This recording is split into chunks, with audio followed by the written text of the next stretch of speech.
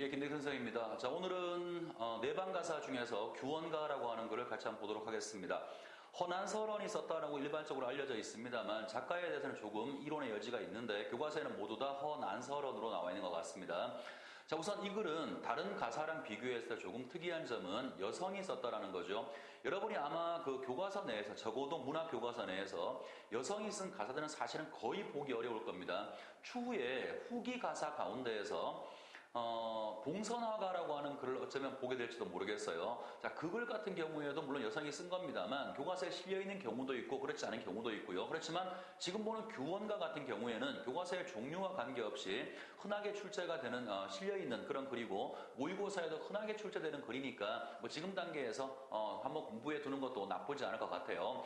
자, 우선 여자가 쓴 글이라고 알려드렸습니다. 그래서 양반 여성이 쓴 글들을 규방가사 혹은 내방가사라고 불러요.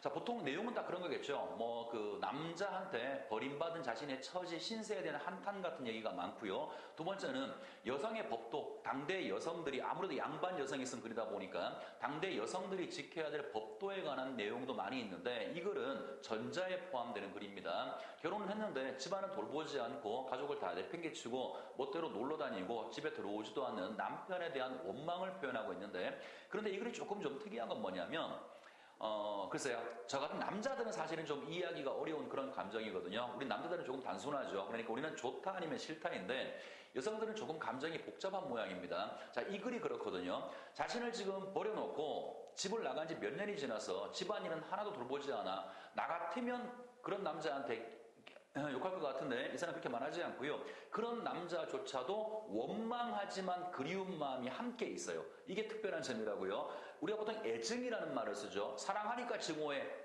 난 잘 이해가 안 되는 말인데 여성들은 이해가 되는 모양입니다. 그래서 여성의 어떤 섬세한 감정 같은 것들이 다른 글에 비해서 잘 드러났다라고 볼 수 있고, 기본적인 정조는 님에 대한 그리움과 원망이라고 볼 수가 있을 거예요. 자, 아주 어려운 글이 아니니까 차근차근 읽어나가면서 필요한 부분들 확인해 보겠습니다. 자, 우선 첫 번째 부분부터 같이 보시죠. 자, 엊그제 젊었더니 하마어이 다 늙었는가. 자, 처음부터 자신의 현재 늙음을 한탄하는 것으로, 보통 한자로는 탈로라고 얘기를 하죠. 늙은 자신의 처지, 늙음을 한탄하는 것으로 이야기가 시작됩니다. 다시 보겠습니다. 엊그제 젊었더니 하마어이 다 늙었느냐. 소년 행락을 생각하니, 한자 그대로 어린 시절의 즐거운 일들이죠. 자, 어린 시절의 즐거운 일들을 생각해보니 말해도 소용이 없구나. 자, 이제 과거를 이야기합니다. 과거에 자신이 어떻게 자랐고 어떻게 결혼을 했는지 과거 이야기가 나올 거예요. 자, 읽겠습니다.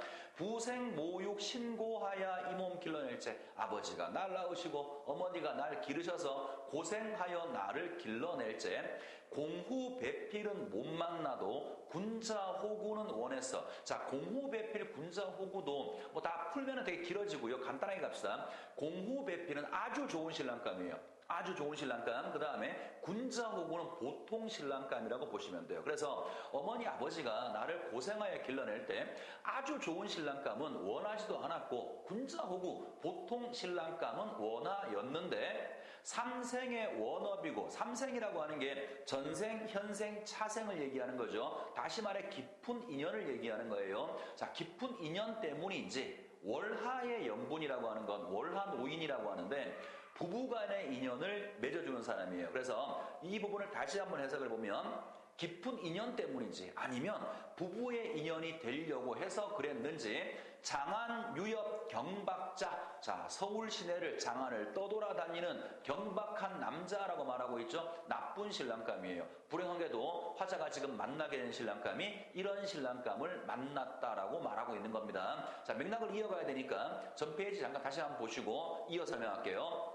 자, 공후배필부터 설명합니다. 공후배필 아주 좋은 신랑감은 못 받았지만 군자호구 보통 신랑감은 원하였는데 깊은 인연 때문인지 부부의 인연 때문인지 장안 유엽 경박자, 서울을 떠돌아다니는 경박한 남자를 꿈같이 만나서 당시의 용심, 자, 결혼 당시 그렇게 경박한 남자를 만나서 결혼할 당시의 용심은 마음을 쓰는 거죠. 마음 쓰는 것이 살얼음 디디는 것 같았다. 무슨 말일까? 매우 불안했다라는 말이죠. 이 남자가 매일매일 경박하게 사고를 칠까봐 결혼할 당시부터 항상 불안한 마음이 있었다라는 겁니다. 자, 그 다음 갑시다.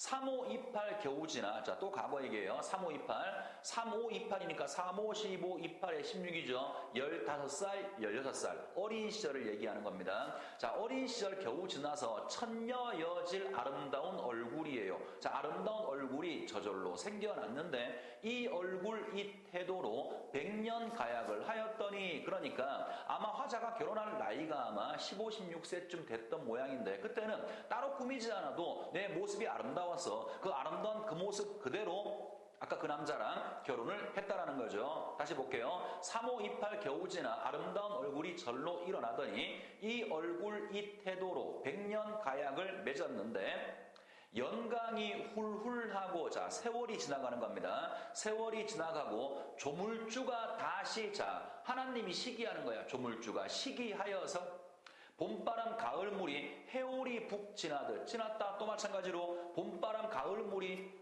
배오리북, 해오리북, 배오리북 뭐냐면 그 왜 옷감 찰 때 이렇게 설명을 잘 못하겠네요. 사극 같은 데 보면 어떤 아줌마들이 앉아가지고 옷감을 찰 때 뭐 위로 옮기고 왔다 갔다 하잖아, 그지? 그 배틀에서 움직이는 북을 말하는 것 같아요. 그래서 세월이 매우 빨리 지났음을 의미하고 있는 겁니다. 다시 볼게요. 봄바람 가을물이 배오리북 지나듯 빨리 지나갔다.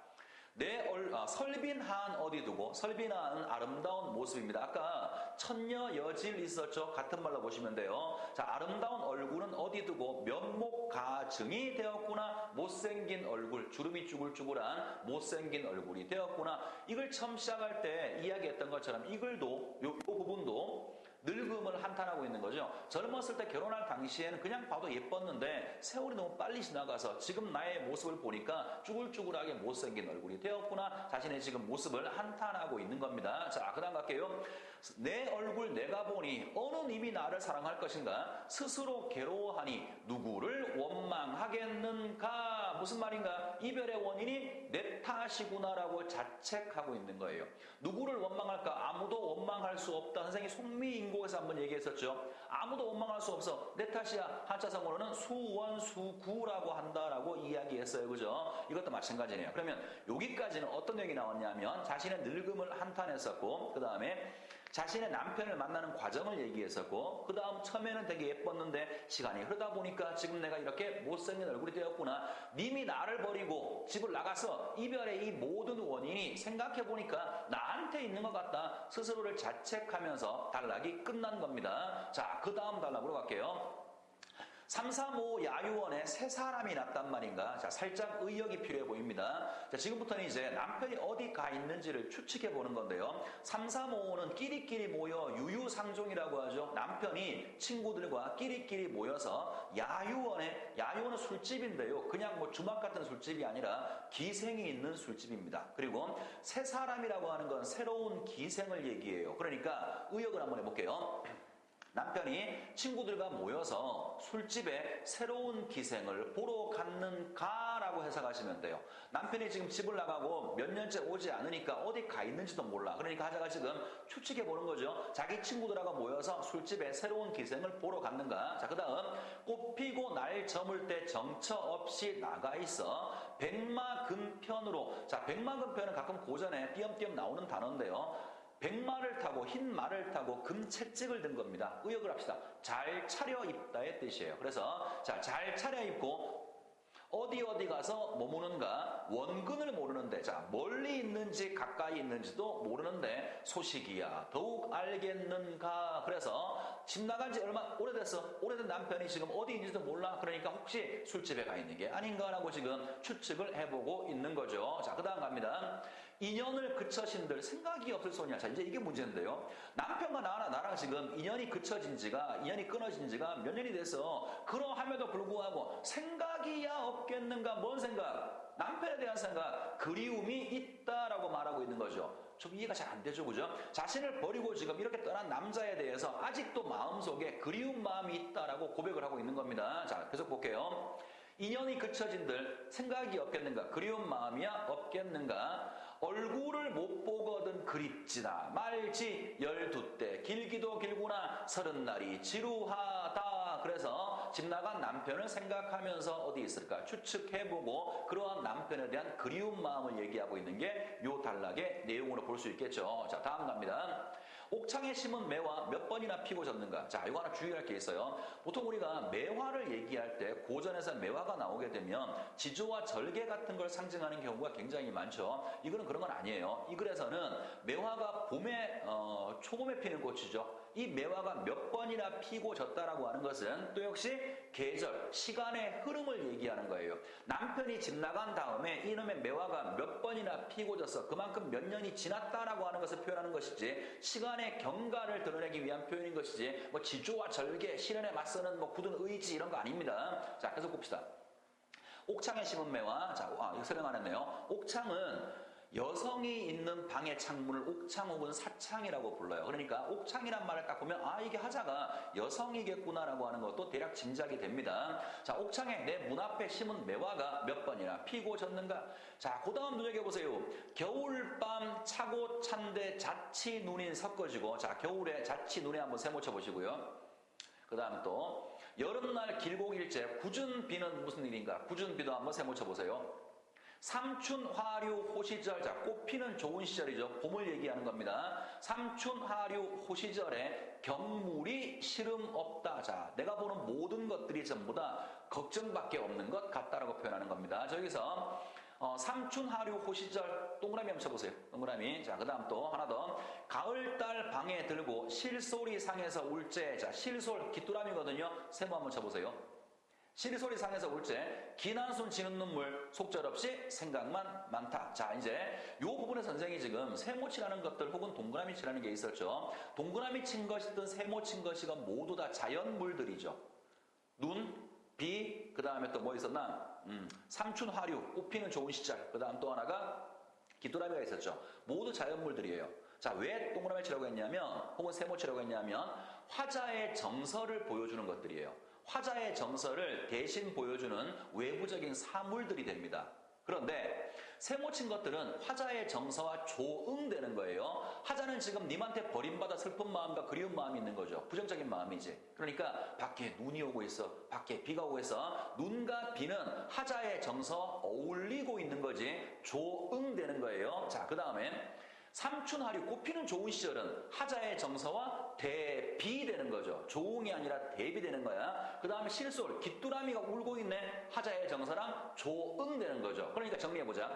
자연물이 4개가 나왔는데 그 중에 3개는 하자의 정서와 조응되는 거고 하나는 하자의 정서와 대비되는 건데 조응이든 대비든 개뿔 뭐든 상관없이 이것들은 전부 다 하자의 정서를 부각시키는 소재가 된다는 거예요. 이해하셨죠? 자, 그 다음 표현 방식 하나 더.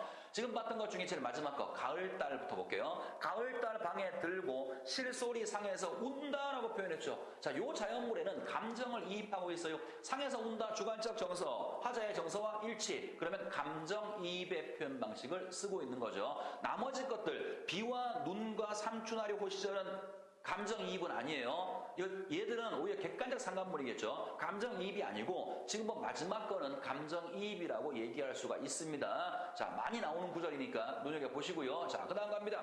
아마도 모진 목숨 죽기도 어렵구나. 죽을 수도 없어. 점점 하자의 정서가 심화되고 있는 거죠. 하자의 정서가 이야기를 쭉 풀어나가면서 해소되고 있는 게 아니라 말을 하면서 계속 슬픔은 점점 쌓여가기 시작하고 이제는 죽을 수도 없네. 점점 절망감으로 하자의 부정적 정서가 심화되고 있습니다. 자, 다음으로 갈게요. 도로프로 생각하니 이리에서 어찌할 것인가. 청등을 돌라놓고, 자, 푸른 등 하나를 켜놓고 녹기금을 빗으면, 녹기금 가야금 같은 악기 모양이에요. 자, 악기를 안고 백년화한 곡조를 걱정을 쫓아 섞어 타보니, 자, 백년화는 곡조 이름이 모양입니다. 어떤 곡을 연주해 보니까 소상야우의 대나무 소리가 섞어 도는 것 같고, 자, 소상강 남쪽에, 남쪽 밤에 대나무 소리가 막 섞어 도는 것 같아. 뭐가? 자기가 연주하는 녹기금의 소리가, 녹기금의 소리를 비유하는 거예요. 다시 볼게요. 소상야우의 대나무 소리가 섞어 도는 듯 학표, 천역에 별학이 우는 듯 모두 다 악기 소리를 비유하고 있는 겁니다. 자, 그 다음 보세요.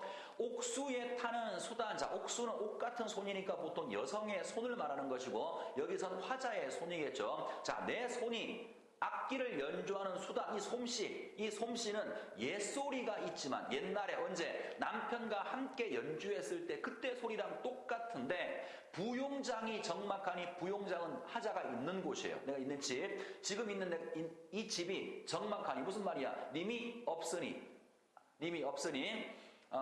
누구기에 들릴 것인가. 그래서 악기를 연주해 봤어. 소리는 옛날에 님이 있을 때랑 같은 소리인데요. 문제는 그 소리를 들은 사람이 이제는 없고 나 혼자 적막하게 악기를 연주하고 있구나. 외로움과 고독감 보여주는 거죠. 자, 그 다음 갑니다. 간장이 구곡되어, 자, 온 창자 같은 것들이 구곡되어서 굽이굽이 끊어질 것 같다. 계속 정서는 심화되고 있습니다. 자, 그 다음 가죠. 차라리 잠이 들어서 꿈에서나 보려고 하니, 자, 꿈 또 나왔네요. 현실과 대비되는 공간이죠. 현실 속에서는 지금 내가 님과 이별하고 있어. 슬퍼. 그러니까 빨리 나는 잠이 들어서 꿈을 꾸면 운 좋게 꿈속에서 님을 만날 수도 있죠. 그래서 이별의 시에서는 꿈 얘기가 굉장히 많이 나와요. 자, 그 다음 봅시다. 차라리 잠에 들어서 꿈에서나 보려고 하니 바람에 치는 나뭇잎, 바람에 치는 나뭇잎과 풀 속에 오는 짐승, 무슨 일 원수로서 잠조차 깨우느냐. 그러면 여기 나오는 잎하고 짐승은 세모겠죠. 원망의 대상이 돼야 됩니다. 내가 빨리 잠이 들어야 이 걱정을 잊거나 빨리 잠이 들어야 꿈속에서 님을 만날 수 있는데 저놈의 나뭇잎 떨어지는 소리하고 풀 속에 오는 짐승 소리 때문에 내가 잠을 잘 수가 없어 라고 말하고 있는 거죠. 그러니까 쟤들은 원망의 대상이라고 볼 수도 있습니다. 자, 그 다음 갑시다. 천상의 견우직녀. 자, 하늘나라에 견우직녀가 있어. 우리 고전에서 견우직녀라고 하는 것이 이별의 아이콘이죠. 항상 1년 내내 이별에 있다가 1년 중에 딱 하루 까마귀와 까치가 다리를 놔주면 오작교를 건너서 딱 한 번 만나는 거죠. 그죠? 자, 이제 그 이별의 아이콘인 견우직녀와 자기를 지금 비교할 겁니다. 자, 보세요. 천상의 견우직녀, 하늘나라에 있는 견우와 직녀, 은하수가 막혀있지만, 자, 은하수, 사랑의 장애물이죠. 견우직녀는 은하수 때문에 만날 수가 없는 것이니까 사랑의 장애물입니다. 하늘나라의 견우직녀, 은하수가 막혀있지만, 우리 7월 7석, 자, 7월 7석날 1년 1도, 1년에 한 번씩 실기치 않아, 때를 놓치지 않아. 무슨 말일까요? 7월 7석 1년에 한 번씩은 때를 놓치지 않고 반드시 만나는데, 이런 말이에요. 이해하셨죠? 자, 그 다음 갑니다. 우리님 가신 후로 무슨 약수가 가려 있는지. 약수는 전설 속에 나오는 강이거든요. 새가 날아서는 절대로 건널 수 없다고 하는 큰 강입니다. 그런데 보통 언제 쓰는 거냐면 님과 내가 이별했어. 이별한 상황에서 만날 수 없는 상황에 어떤 장애물을 얘기할 때 약수를 굉장히 많이 얘기해요. 그래서 뭐 그럴 리가 없겠지만 우리가 어떤 시를 봤는데 뭔 내용인지 모르겠네. 근데 약수라는 단어가 있어. 그러면 통발고 굴려서 이게 이별의 상황을 얘기하는 시구나라고 생각을 하셔도 큰 지장은 없을 겁니다. 다시 한번 볼게요. 자, 우리님 가신 후로 무슨 약수, 사랑의 장애물, 약수가 가려 있는지 오거니 가거니 소식조차 끊어져 있는가. 자, 그러면 견우직녀와 나의 공통점은 이별하고 있다는 점은 똑같아요. 그죠? 그 다음에 차이점이 있다면 쟤들은 그래도 1년에 한 번씩은 만나. 나는 1년에 한 번조차 만날 수가 없어. 자신의 이별이 혹은 자신의 상황이 더 지금 안 좋다라고 강조하고 있는 거죠. 자, 그 다음 갑니다.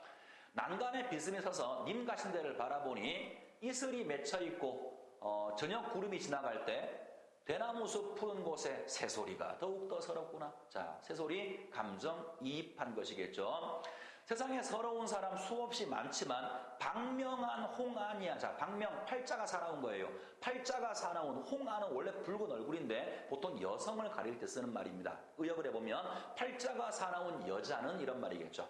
세상에 서러운 사람이 수없이 많겠지만 팔자가 사나운 여자가 나 같은 이가 또 있는가? 아마도 이 님의 지위로 살똥말똥하구나 절망감으로 끝났어요. 그래서 이야기를 봤더니 처음부터 마지막까지 계속 우울한 정서가 계속 강조되고 있는 거죠. 님과 이별한 상황에서 님에 대한 그리움, 나를 버리고 돌아오지 않은 님에 대한 원망, 그리움과 원망이 그리움, 원망, 고독감, 외로움 이런 것들이 글의 주된 정조를 이루고 있는 것이고 여성 하자의 어떤 섬세한 목소리가 글 속에 드러났다라고 볼 수가 있어요. 자, 글쎄 뭐 처음 보는 학생들이야 좀 어려울 수도 있겠습니다만 고등학생들이면 가장 흔하게 보는 가사 가운데 하나니까 요 기회에 잘 정리해 두시면 두고두고 잘 써먹을 겁니다. 자, 고생 많았습니다.